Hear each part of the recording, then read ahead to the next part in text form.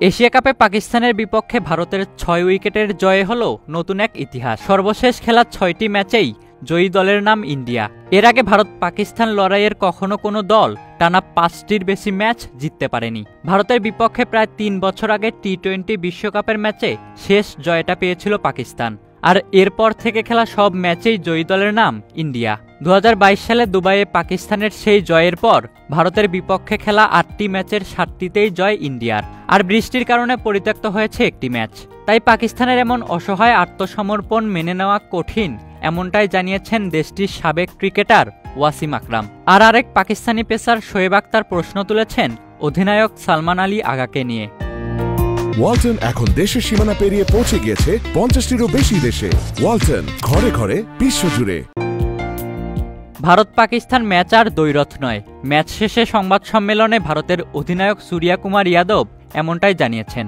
এর কারণ সর্বশেষ ম্যাচগুলো হচ্ছে একপেশে, সহজেই ভারত জয়লাভ করছে, আর যা পাকিস্তানের সাবেক ক্রিকেটার হিসেবে মেনে নিতে পারছেন না আকরাম। তিনি জানিয়েছেন ভারতের বিপক্ষে পাকিস্তানের খেলা দেখা তার জন্য কঠিন। ভারত তাদের সব দিক থেকেই ছাড়িয়ে গেছে।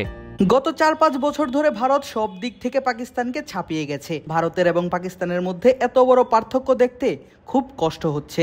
একজন সাবেক খেলোয়াড় হিসেবে জেতা হারা বোঝা যায়, কিন্তু গত ৪-৫ বছর ধরে ভারত সব দিক থেকে আমাদের ছাপিয়ে গেছে। ব্যাটিংয়ে ১০ ওভারে ১ উইকেট হারিয়ে ৯১ রানে থাকা পাকিস্তান শেষ পর্যন্ত করে ১৭১ রান। এই অবস্থা থেকে ২০০ রান করতে না পারায় সমালোচনা করেছেন ওয়াসিম। ভারতের ক্যাচ মিস করা স্বাভাবিকভাবেই দেখছেন তিনি, সাথে করেছেন ভারতের প্রশংসাও। ট্যালেন্ট, গভীরতা সবকিছুতেই ভারত অসাধারণ। কোনো ম্যাচে ১-২টা ক্যাচ হাতছাড়া হতেই পারে, সেটি ঠিক আছে, কিন্তু প্রথম ১০ ওভারে ৯১ রান থেকে আমরা ২০০ অতিক্রম করতে ব্যর্থ হলে আর কিছু বলার থাকে না। তবে পাকিস্তানের আরেক পেস কিংবদন্তি শোয়েব আখতার সমালোচনা করেছেন দলটির অধিনায়কের। সালমান নিজেই জানে না সে কিভাবে অধিনায়কত্ব করছে। সে হচ্ছে দলের সবচেয়ে দুর্বল দিক। সে আসলেই কি এই জায়গায় খেলার যোগ্য? সে আসলে কি করছে?